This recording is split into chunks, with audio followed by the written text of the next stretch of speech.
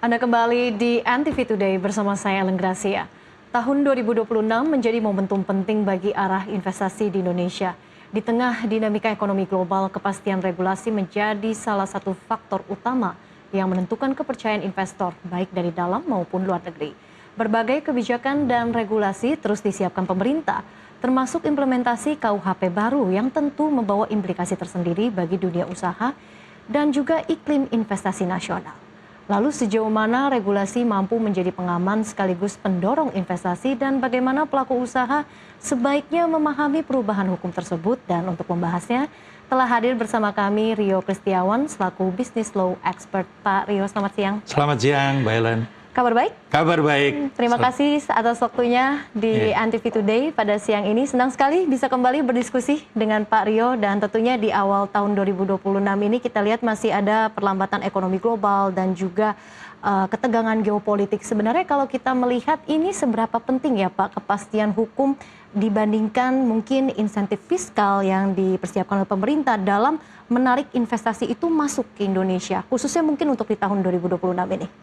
Sebenarnya ada dua hal yang harus dilihat. Yang pertama, kalau terkait dengan faktor geopolitik, itu sifatnya hanya sementara dan sektoral, tidak berpengaruh secara umum. Tetapi kalau regulasi yang berasal dari undang-undang, misalnya tadi di narasi disebutkan berlakunya KUHP baru atau undang-undang, ini dampaknya akan menjadi lebih luas. Karena ini tidak hanya sektoral, tetapi ini multisektoral. Multisektoral, baik. Karena dan sifatnya kalau di Indonesia kan undang-undang itu diganti dan lain sebagainya, itu kan perlu waktu ya. Iya. Perlu dan transisi begitu. Perlu transisi dan langsung berkaitan dengan kita.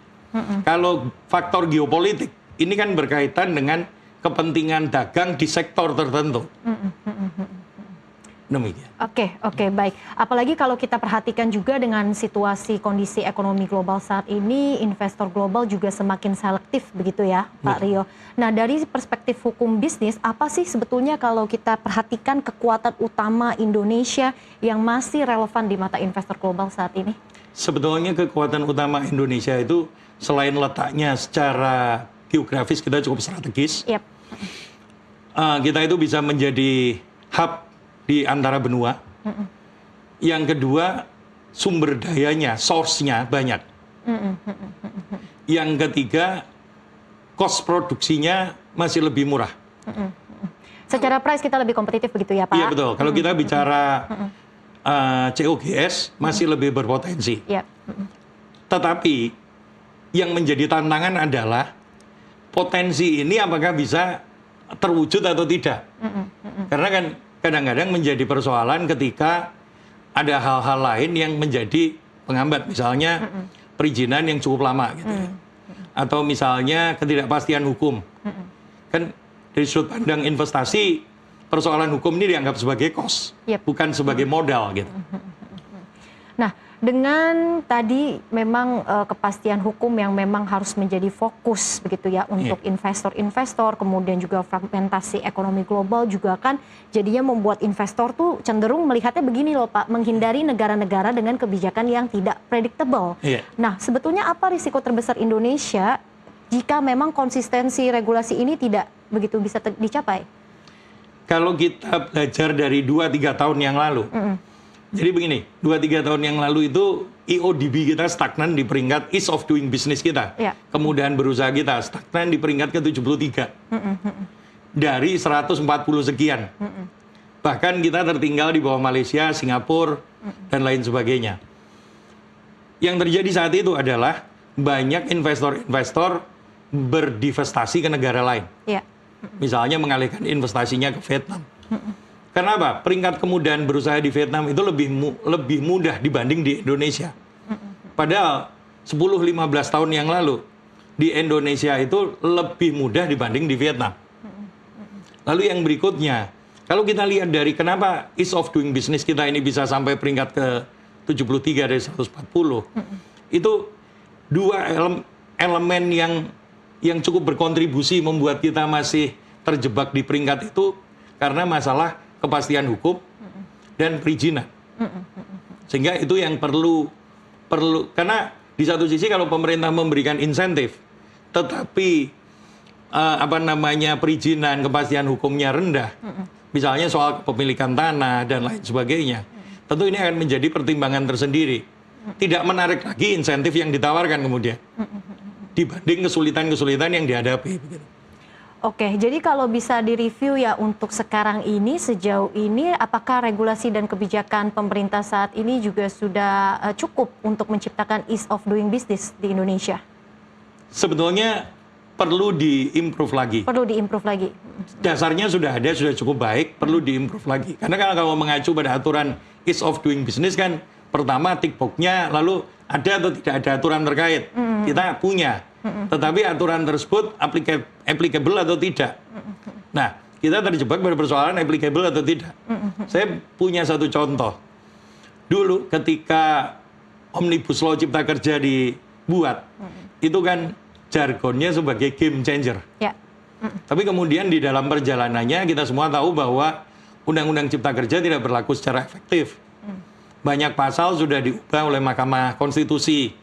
Terus kemudian akhirnya hanya UU CK kita ya tidak berdampak banyak pada investasi gitu.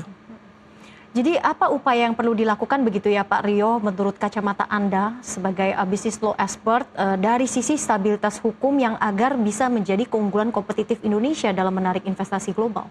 Menata kembali dengan cara yang mengurangi birokrasi, debirokrasi. Jadi dulu waktu persoalan ini beberapa tahun lalu muncul gagasan sehingga sekarang kalau dikenal namanya OSS, Online Single Submission. Yep. Tujuan perizinan berusaha secara elektronik. Online Single Submission ini kan tujuannya sebetulnya hanya lewat satu pintu untuk mengurus banyak izin. Fungsinya data sharing dan single submission. Tetapi dalam perkembangannya kan OSS ini tidak berfungsi dengan baik. Yep. Ada OSS 1.0, 2.0, dan kemudian OSS dan seterusnya. Buktinya, ternyata persoalan perizinan ini tetap menjadi momok untuk pengusaha. Karena, jadi semangatnya sudah betul, tetapi tinggal diwujudkan. Implementasinya. Tinggal diimplementasikan. Yang masih ada tanda tanya begitu ya Pak Rio ya? Iya, belum dijalankan kalau saya lihat. Kalau semangatnya OSS tadi, single submission, multi data sharing, mudah dalam mengurus perizinan, ya tentu investor akan tertarik dan itu pasti akan mengkoreksi ease of doing business kita. Oke, tapi sebetulnya yang sering dikeluhkan oleh investor, mungkin khususnya investor global dalam berinvestasi di Indonesia itu lebih banyak dari aspek mana, Pak Rio? Sebetulnya selain perizinan dan juga regulasi. Ada 3 klaster kemudian. Yang pertama adalah soal daftar negatif investasi atau investment list. Jadi ada bidang-bidang strategis yang belum diatur di DNI. Jadi daftar negatif investasi ini adalah daftar bidang-bidang yang boleh dilakukan investasi sebagian atau seluruhnya. Ada bidang strategis, misalnya kalau kita lihat di 2-3 tahun lalu, perdagangan karbon itu sudah disahkan oleh pemerintah. Tetapi kemudian investasinya menjadi terhambat karena belum masuk ke dalam daftar negatif investasi. Karena sekarang kalau tidak masuk daftar negatif investasi, maka tidak keluar KBLI, akan kemudian mendelay semuanya. Jadi daftar negatif investment kita itu perlu direview kembali. Oke, perlu direview kembali. Karena bisnis kan selalu berkembang. Hukum itu selalu tertinggal di belakang bisnis. Karena bisnis itu kan berkaitan dengan teknologi, berkaitan dengan kebutuhan masyarakat, pasti lebih maju dibanding hukum. Oke, harus lebih adaptif begitu ya, Betul. Pak Rio. Nah, kemudian penerapan KUHP baru di awal tahun 2026 ini, memang kan kita memandangnya ini mungkin menjadi salah satu momen penting dalam reformasi hukum di Indonesia. Betul. Dari sudut pandang investor dan juga dari sisi hukum, ini sebetulnya aspek apa yang paling menentukan, Pak Rio? Apakah itu memang dari isi regulasinya atau konsistensi dari penerapannya dan juga implementasinya? Kalau saya melihat KUHP baru ini peluang dan tantangan. Dikatakan peluang karena ada hal-hal yang lebih baik di KUHP baru ini. Ya. Misalnya dalam mewujudkan GCG di perusahaan. Good corporate governance. Di perusahaan, karena Ya. sudah mulai diperkenalkan di KUHP baru ini pidana korporasi. Ya. Kemudian tetapi menjadi satu tantangan ketika dalam pelaksanaannya siapa yang melaksanakan pengawasan, kemudian apa ukurannya, menjadi tidak terkoordinasikan dengan baik. Maka ini akan menjadi sebuah ancaman. Seperti saya kasih satu contoh. Dulu waktu Undang-Undang Perseroan Terbatas dibuat, itu ada maaf, ada pasal namanya CSR, tanggung jawab sosial perusahaan. Ya. CSR ini kan kemudian tidak jelas siapa yang mengawasi pelaksanaan CSR. Sanksinya apa? Ukurannya apa? Sehingga sampai hari ini perdebatan mengenai keterpenuhan syarat CSR di PT ini kan menjadi masih abu-abu. Iya. Ini yang saya tadi sebutkan bisa menjadi ancaman. Semua merasa punya hak untuk mengawasi CSR. Semua punya hak untuk mengklasifikasikan ini sebagai CSR. Nah, khawatirnya kalau KUHP baru, misalnya terkait dengan pidana korporasi, semua punya hak untuk mengawasi ini nanti. Ukurannya juga belum jelas, kan akan menjadi beda satu daerah dengan daerah lain misalnya. Oke, baik Pak Rio, kita akan bahas lebih lengkap lagi Iya. terkait dengan regulasi dalam mengawal investasi di tahun 2026 ini. Dan pemirsa, NTV Today akan kembali usai jeda.